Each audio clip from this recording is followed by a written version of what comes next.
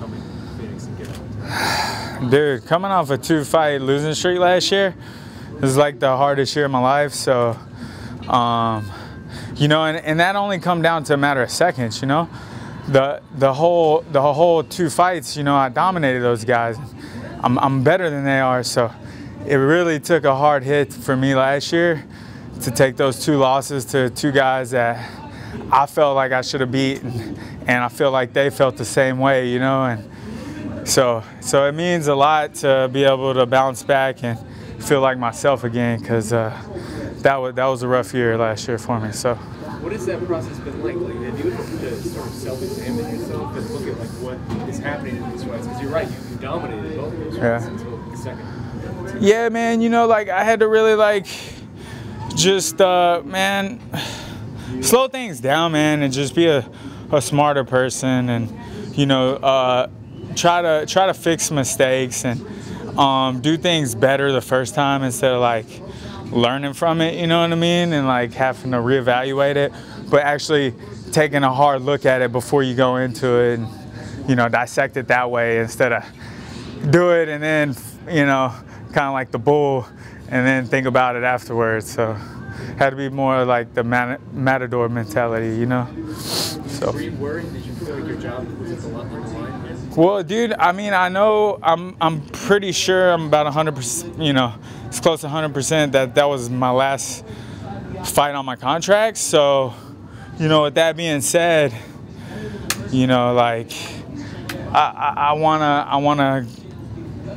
wanna feel like I'm appreciated, and you know, hopefully, you know, the right contract and the right opportunity presents itself now, you know what I mean? Because I feel like I am elite, and you know, I would like to be, you know, reciprocated and, you know, financially in that kind of way. Do you feel personally like the best win of your career? Like, does it make you the happiest to be done? No, man, like a knockout or a finish would have made me the happiest, but it's definitely a right step towards the direction that, you know, I should have been already headed.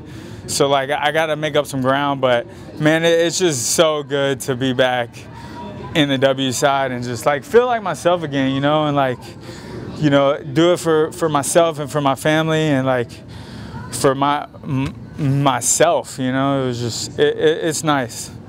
So. I know you train at the lab. I mean, what's it been like this week? Sort of having a hometown. It's been a little different. Like you're trying to put yourself. Yeah, man. So like the lab is great, and that's a lot of the thing like that I had to reevaluate. You know, I talked to Crouch, and like those guys are like family. Like, man, he's came to my house in Nashville and like had dinner with my family, and like my mom's babysit his kids, and like, you know, like they're all like family over there. But dude, between like me living in Nashville, me and my girlfriend Rebecca living in LA, and then trying to train at the lab, like I spread myself thin last year, and like my camps, dude, I felt like I was just traveling the whole time, and like I wasn't learning because I was going to so many gyms in LA, I was going to so many gyms in Arizona, and then like I had my family in Nashville and I had my home team there, so I was just like, I was spread out and I had all these different like advices, and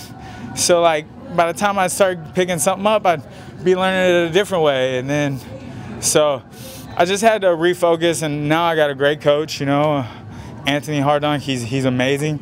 We got a good connection. We understand each other. He actually like has the time and is putting the time into me, and we're building something. So that's been great, man. You know, like not traveling so much has been huge, man. Like I told the lab I couldn't make it out for this camp, and they were supportive of it. But yeah, man, I just had to stay put and be comfortable, man, and not spread myself thin. You kind of touched on it earlier, but can you kind of clarify the game plan? It looked like you were really pushing forward to try to wear him down. And were you surprised that already in the first round he was already kind of doubling over and putting his hands on his knees? And what did that signal to you when you saw that happen? Yeah, man, like it showed. I knew he was gonna get tired at some point, but like he would do that, but like he's real explosive. So he's got that quick burst. Like even though he would rest for a second, he would just rest to explode again. So I still had to be cautious because like he wasn't necessarily losing any pop or like power, you know what I mean?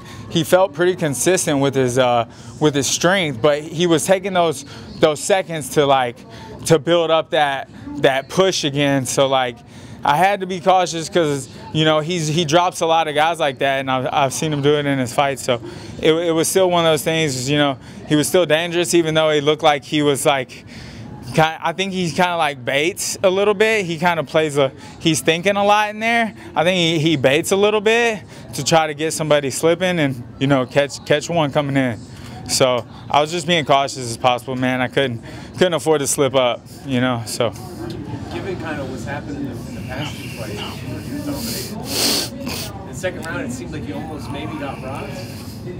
Did you? And was there a moment in your head of like, this isn't happening yet? Yeah, man. Like, dude had a lot of pop to him. So, he's dropped. I think he's dropped both the guys that he lost to as well. Yeah. So he caught me with a few solid shots, and you know that's the game, man. Like these gloves are small and they're fast. You know, like you might see them, but then like they just slip in. You know, it's not much, and so. Yeah, man, he hit me a couple of solid times, but yeah, I was just, you know, I was determined to get the win and just be smart, man, and not rush things and, you know, slip up again, because fuck that. And you mentioned that potentially this might be the last fight of your contract. Yeah. Do you want to stay in the UFC, or are you more focused on? Oh man, the goal is to be in the top in the UFC, you know, but I definitely want to like get my worth, you know what I mean? And like it's a career, man, and like, you know, I gotta provide for my kid in the future and my girlfriend and my family. Like I want to be able to help the people I love, you know, and I want to feel like I'm getting helped as well. So, you know, I put in a lot of time and I grind a lot, and you know, I feel like I'm deserving of you know, that kind of financial stability, you know. Hey Lou, being that this is your first camp with Anthony and Vladimir, do you notice any real differences that you can kind of pinpoint between the lab and those guys? Dude, the lab they're both great gyms, and like I think it all depends on the person, you know, because you know, you got gyms like, you know, like Conor McGregor, who's he from? Like Till, you know, like what are his like. You got Whitaker, like who are all these people they're training with? Like you don't have to be from a huge camp, you know what I'm saying? Like you don't have to be from a huge camp, and like and the team I'm with right now, they've really put the time into me, and like, you know, it's not a huge team, but you know, we make up for it in other ways, and that's what's important is building and getting direction and getting that one-on-one time for me. Some people need to grind all day and like, you know, fight all the time, man. I grew up, you know, in a trailer in between two hoods. So like for me, like fighting isn't like something I gotta build up for, you know. I just kind of like grew up doing it. So it just depends on who you are and what you need. Some people need that push every day and like to really get knocked around and just like be in dogfights all the time. Like for me, you know, I don't have to have that, you know. I got it. Personal time you think it gives you as opposed to having to split it with those guys? I don't prefer either one, but right now I'm very happy where I'm at, and I like the way it's going. You know, I think they're both great. I think they're both great. It just depends on what you need and what you feel, and you know, where you're comfortable. You know, and I'm comfortable at home, and I'm comfortable doing what I'm doing, and you know, I'm comfortable with this W, so I'm loving it all right now. So appreciate it, man. Thanks a million. Thank you. Congrats, brother. Thanks, guys. Thank you so much. Thank you.